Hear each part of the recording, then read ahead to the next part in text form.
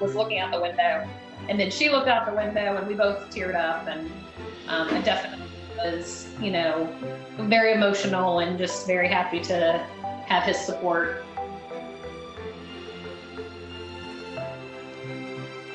Just like they said in Game of Thrones, if you remember season 1, he asked her, when he was teaching her how to fight with the swords, he said, "What do you say to the god of death?" And he always said, "Not today." And so it's one of my favorite lines as a nurse. I'd be like, not today. My patient is going to live. Campaign funds are supposed to be used to support a politician's duty as a public official while in office. They should not be able to be used to support a candidate's post-office lifestyle.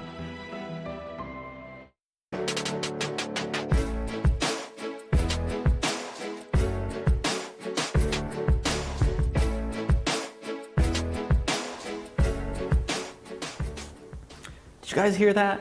Campaign funds should not be used to support a candidate's post-office lifestyle. I think we could all agree to that one. They're called zombie campaigns, but it's not what you think. We're not talking about Thriller here. I don't want to freak you out, but we'll get to that a little bit later on in the show. First of all, I want to say welcome and thank you for tuning in to LX News, the show where we focus on the stories that matter, storytelling, things that inspire, things that uplift. I'm Nick. With me is beautiful Ashley in her beautiful kitchen. Ladies and gentlemen, look at that backsplash. Look at those cabinets. Look at those gold things, whatever they're called. I'm going to decide that I'm receiving those compliments as you calling me beautiful and less the kitchen. But my kitchen and I, we thank you. The gold finishes and all. Both of you is what I meant to say. But without any further ado, let's jump in to our first story of the day. Donald Trump has proposed guidelines to get the country reopened and going again. Now, there's 3 phases of this proposed plan. The first one is to maximize social distancing. So we're going to remain with the social distancing, return to work in phases as well, and he wants to minimize non-essential travel. Mostly more of what we've been seeing. Phase 2 of the plan is to continue to shelter in place and social distancing. Non-essential travel can still resume. Schools can reopen. Phase 3, unrestricted staffing at work, visit to hospitals and healthcare facilities can also resume. So there you go, Ashley. Little by little, we're thinking more about getting to that point where we can start to reopen. Everybody wants a date when things are going to go back to normal. It's not going to be like that. It's going to go little by little, sector by sector, phase by phase. Ashley? Yeah, I think that's the point right there. Like, we're going to have to redefine normal here. And that is something that kind of relates to what we have to talk about now. We have been exploring here at NBCLX the ripple effects of this coronavirus pandemic. So appropriately, we call this segment The Ripple. Now, one major ripple effect that we have been exploring lately is unemployment, especially relevant today, right? We got staggering unemployment numbers, and we learned that the PPP loan meant to help out small businesses has run dry. So let's take a look at all of this in context here. We know that the U.S. economy has been hurt by the coronavirus pandemic, and a lot of people are out of work, with businesses across the country closing their doors. Now, by a lot, I mean tens of millions here. 5.2 million people filed for unemployment last week, according to the feds. And if that sounds crazy, when you add up unemployment numbers from the last 4 weeks, it totals 22 million people out of work. So let's put those numbers in context. Back in 2008 and 2009, during the Great Recession, the Labor Department says 8.7 million people lost their jobs. Now, over the 10 years since, the U.S. has added 24.4 million jobs. But remember how many people here lost their jobs since the pandemic started, that 22 million number. That means nearly all the jobs created in 10 years have been wiped out in just about 5 weeks. Nick, I'm no numbers gal. I'm not, an economist by any means, but that last phrase right there is what drives this home. Like, anyone can relate to. If you worked on something for 10 years and it's wiped out in a few weeks, that is something anyone can relate to here. Yeah, of course. You don't have to be a numbers person at all to know that that is a very, very sad thing to see. Now, we are in an election year. I'm curious how this is going to play out politically, both sides using it to their own advantage, but we'll have to see. And remember what this does for the world economy as well. Moving on, back to that zombie talk. I mentioned back in the beginning, question, did you guys know that nearly $200 million, $200 million is sitting in dormant campaign accounts of former politicians? Now, they might have passed on, they might have retired, but the spending continues, hence that name, zombie campaigns. Now, that money could obviously go to other things like helping charities, serving coronavirus victims as well. Now, clearly it is a loophole in the system, but storyteller Noah Pransky dug up the truth about these zombie campaigns and even confronted the former politicians behind them. Check it out.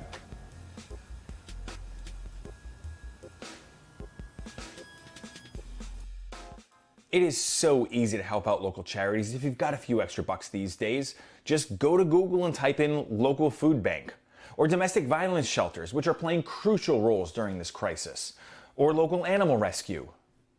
No, I was not talking about Carol Baskins. Her tigers are already well fed. But there is no shortage of need out there right now, and many of us just wish we could help a little more. A lot of celebrities are leading by example, making huge donations, giving away cash like Oprah. Literally like Oprah, who pledged $10 million herself to groups fighting hunger and fighting the pandemic. But I'm here to talk about people who aren't doing as much as they can. Specifically, dozens and dozens of former Congress members I found hoarding old campaign cash that they don't need anymore, but that they also won't give to charity, as so many of their former colleagues have done when they retired. How much are we talking about here? $200 million worth of campaign cash sitting in the accounts of politicians who no longer have campaigns. Do you know how many meals that would buy for kids who are missing out on school lunch? Or how many mental health counselors that would fund for depressed, displaced workers? Or how many haircuts that could purchase for those of us who have had to resort to doing it ourselves? Instead, these politicians have exploited loopholes in campaign finance laws that don't actually require them to close down their campaigns even when their careers are dead. Literally. I found campaigns of dead politicians still active in spending, like Hawaii's Mark Takai, whose campaign blew through more than $100 grand of his old campaign cash after the congressman passed away in 2016. And it may not even be illegal, because almost anything goes under America's campaign finance system. See, the Federal Election Commission tells politicians to do one of three things with leftover funds when a campaigner stops campaigning: refund donors, which seldom happens, give it to another political committee, or donate to charity. But the FEC doesn't really enforce the law, so it's up to each politician to close down the accounts and give away his or her funds. Some don't. Like former Florida Rep Cliff Stearns, who's been dipping into his old fund for 7 years to pay for things like fancy meals, hotel stays, and a salary for his wife. In fact, in the last year, he's reported giving less to charity than the 12 grand he gave to his wife to fill out a few short compliance forms. And this is a guy sitting on $1.3 million of other people's money he just can't let go of. Watchdogs are not amused. Campaign funds are supposed to be used to support a politician's duty as a public official while in office. They should not be able to be used to support a candidate's post-office lifestyle. So given the great needs created by the coronavirus crisis, I started reaching out to all of these former Congress members to see if they would commit to releasing these funds for charity. One of the first to say yes, former Florida Congressman Mark Foley. He's been holding on to his old campaign cash ever since he resigned in disgrace almost 14 years ago, but showed me how this March he started cutting $10,000 checks to South Florida charities that help the underserved. Then former Montana Senator Max Baucus told me he would commit tens of thousands of dollars too to local food banks and restaurant worker relief funds.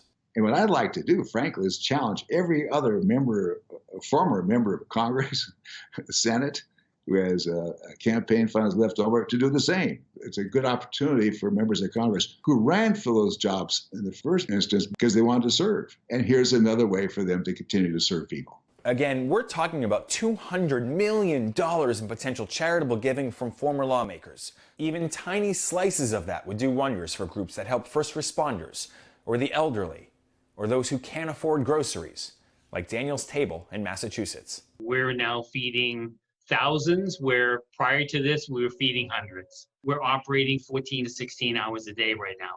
And so we really don't have the time to fundraise. So that brings me to more of the politicians who haven't been as receptive to my message. Like former South Carolina Congressman Robin Talon, who left the House 27 years ago, but has kept his campaign open all this time, paying for things like personal computers and country club dues. Former Congressman Tom Price, who's got $1.7 million in the bank, and a bleak political future after resigning his cabinet position amid scandal in 2017. And former Rep. Michelle Bachmann, who told me, after I asked about the $1.6 million she's been sitting on for more than 5 years, the campaign made a donation to charity in 2019, and there are plans to continue with donations this year as well. First of all, that one donation to charity is the only one she's made in 5 years, and it accounted for less than 2% of the stash she's been hanging on to. Second of all, that 2019 donation was to the Family Research Council, a Washington think tank dedicated to promoting and defending traditional American values.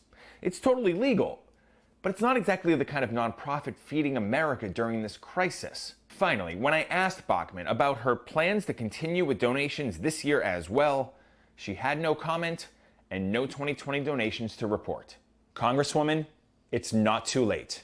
You and all the other zombie politicians can take these donations, originally given to you to go and make America better, and do just that. People are hurting, and you have the power to do some amazing good.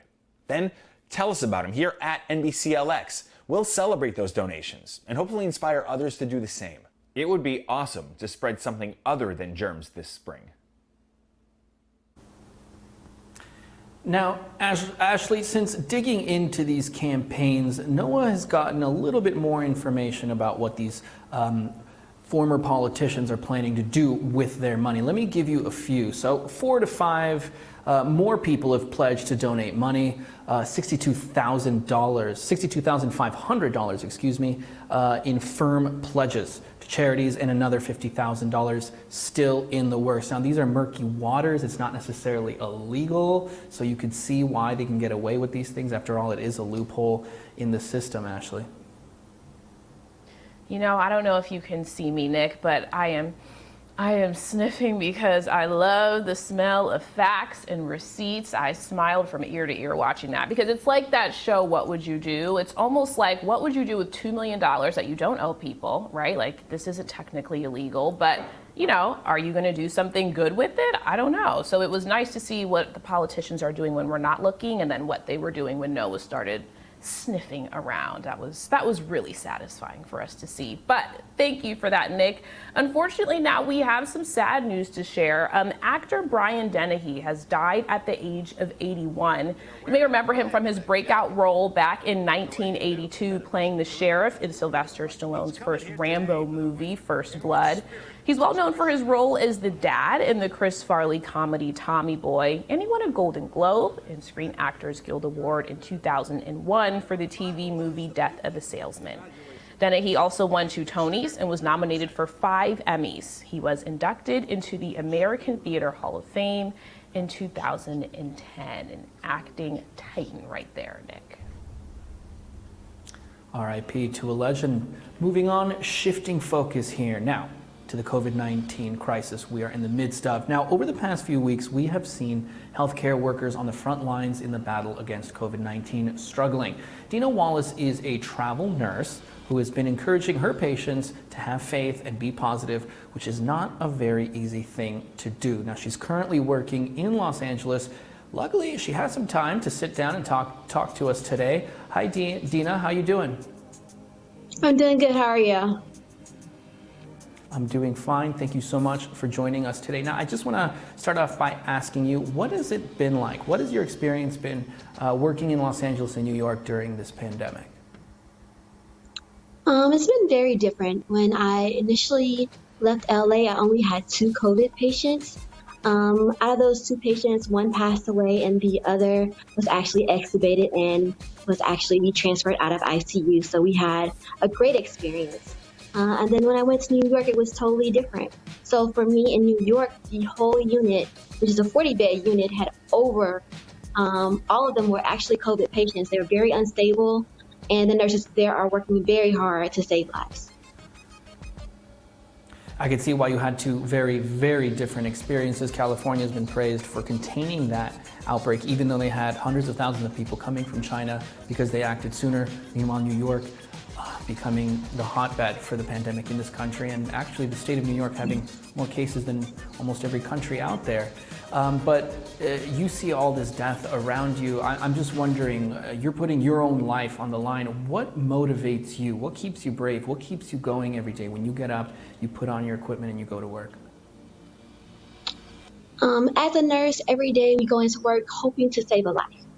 You want to treat everyone as your own family member. You want to do the best care possible. So with that, you go in, you do your best job, and you hope to be able to extubate a patient and actually transfer them out of ICU. Unfortunately, with the COVID virus, we have not had the best outcomes so far. So it's seeing those patients recovering, that's what keeps you going. Very selfless, Deanna. I love to hear that. Now, I just want to ask you one more question. We've seen a lot of praise for people on the front lines, specifically healthcare workers. People posting things all over social media and the media too. People going out on their balconies, banging pots and pans, applauding at a certain time to give thanks to those people who are putting their lives on the line. People like you, Deanna. How does it feel to see that kind of warm gratitude and that big thank you from the general public? How does that make you feel when you see that stuff? Oh my gosh, it feels amazing to see everyone thank healthcare workers, and we usually don't get a lot of thanks from people because we work 12 to 14 hours a day on our feet. So for someone to just recognize the hard work that we do, it really means the world. We usually have Nurses Week during the first week in May, and that's the same week as Teachers Week. And so the teachers get a lot of recognition. I love my teachers, but they forget about the nurses, and I feel like this just means the world to us to recognize us and to see the hard work that we do. It is amazing. Thank you, Deanna. And I just want to say thank you for coming on the show. And you mean the world to us. And I think I could speak on behalf of Ashley and I. Everyone around you, I'm sure, is very thankful for the work you're doing. So thank you. Ashley? Oh man, Nick, thank you for that. And Deanna, of course, thank you for all that you do. Nurses are quite literally saints. I know that personally. So we want to move on now to something a little lighter. A Texas man had to do something pretty special when his wife, who was diagnosed with cancer, had to do chemo treatments without him because of social distancing. Before that, he had never missed an appointment. So you got to see for yourself the special way that he decided to make his presence known still. The sign was just to get her attention.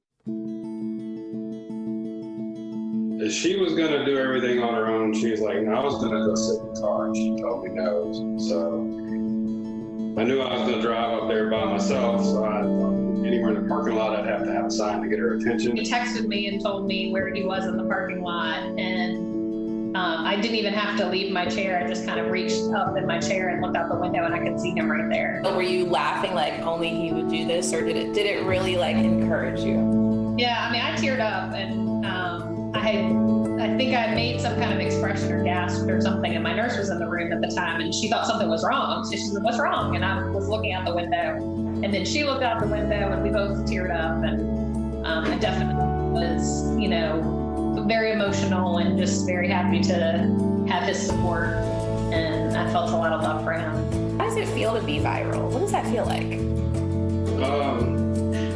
Nerve-wracking. I don't know.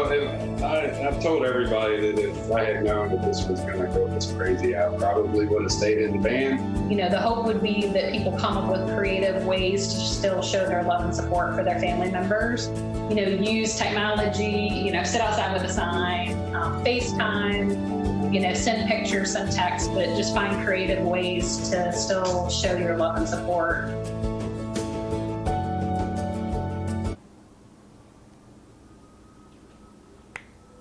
That Kelly, man. I mean, she obviously is going through her own things with this cancer diagnosis and still trying to urge other people to inspire others. And I have to say, after I interviewed this couple, I emailed Kelly and just thanked her for sharing her connection with me, because the way that they look at each other and obviously the support they have for one another truly inspired me. And I think that feeling, that little tingly feeling you get inside when you see someone doing something great, is something we all need right now, Nick. So I'm grateful to them for sharing that with us.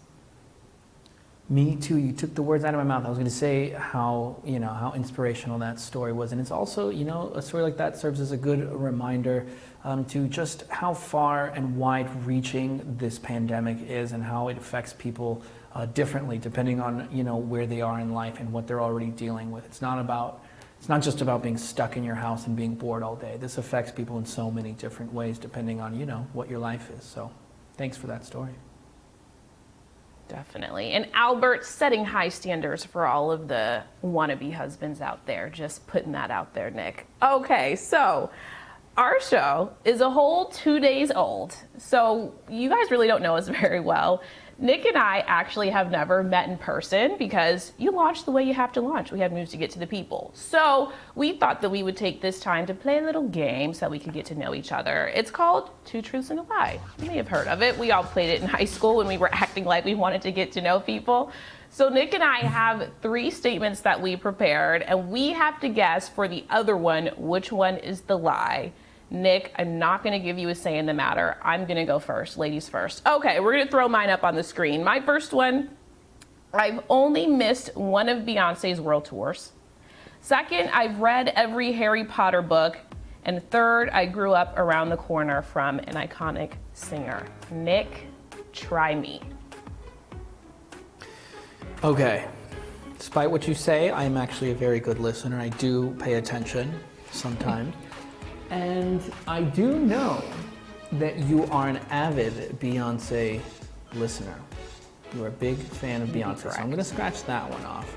And through a process of elimination, we are now left with Harry Potter and you living around the corner from someone famous. See, I can't speak too much on that one, but luckily for me, Ashley, I know you very well, and I know that you're trying to mess with my head, and you threw one in that was easy and believable to try to mess with me, and you put in Harry Potter, and that's why you're not as sneaky as you think you are, and I think that one is the lie.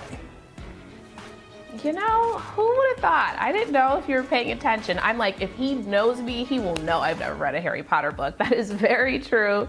So that one is the lie. So I grew up half in New Jersey, half in Chicago. We moved when I was 8 years old.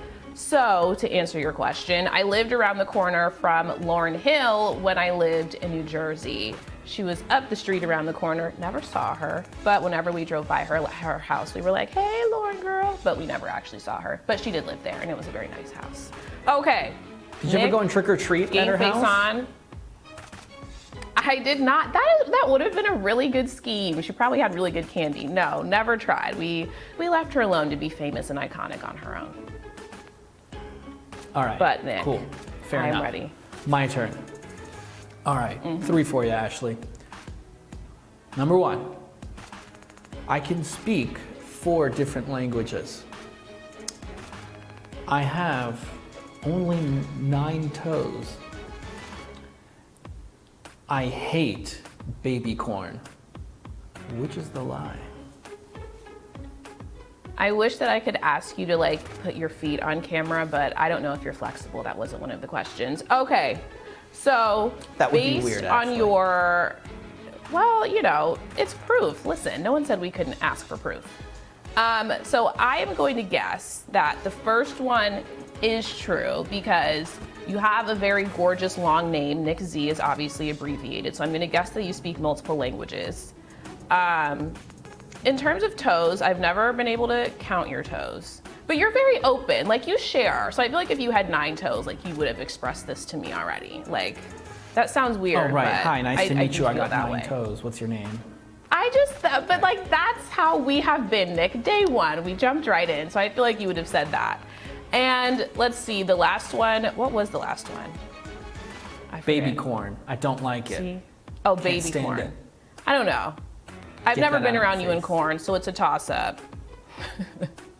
I am going to say 9 toes is not true because I feel like you would have said it. Final answer. All right, you got me. I don't have 9 toes. I have 11. No, I'm kidding. You're right. No. I do not have 9 toes. Okay, you got me. They're all there, thankfully. I hope that stays that way. Yes. No, I don't like baby corn. Wait, so can't stand it. Get that out of here. What are the languages? What languages do I speak? I speak Serbo-Croatian, hence the long name. I speak Spanish and I speak Italian, which are both very similar. But yeah, and English is the fourth one. Yeah, I should mention. And English, that's So, an yeah. important one, yeah. I feel like you and I only went up to Spanish 4 in high school, so we could have a very basic Spanish conversation, but the others I can't really do much about. But that was cool. I liked doing that, Nick. I appreciate getting to know more about you, and now I know that the corn I was going to get you for Christmas, I should take that back. Okay. And you know how many toes I have. And now I know how many toes you have. We're closer than ever right now. So before we go, Nick, we want to try to start ending our shows with final thoughts, because as we let everyone know, our brand is all about not just giving you the news, but giving you something to feel inspired by. So Nick, inspire the people. What you got? Okay, well, thanks for putting me on the spot like that. Well, what I would say to people is, look, it's rough right now, but this is another day. It's coming to an end, and that's one more day down. We're that much closer to coming out and seeing the end of the tunnel here. And as we saw today with the president, he's talking about reopening. Countries in Europe are talking about reopening. We are nowhere near, dropping the ball here and just going outside. But we're getting closer, and every day counts. Every day is a step towards that goal. So hang in there. We're all in this together. We're getting there. Hang in there. All right. I'm not even going to try to top you, Nick. I loved that. See, I do compliment you sometimes. Thank you all for joining us today here on LX News. We are here every day, but this ain't your grandmama's news station, okay? Like, we are here to give it to you straight every single day. Not just here, but we're on Instagram, Twitter, Facebook, YouTube. Follow us everywhere. Until that, we will see you right here tomorrow.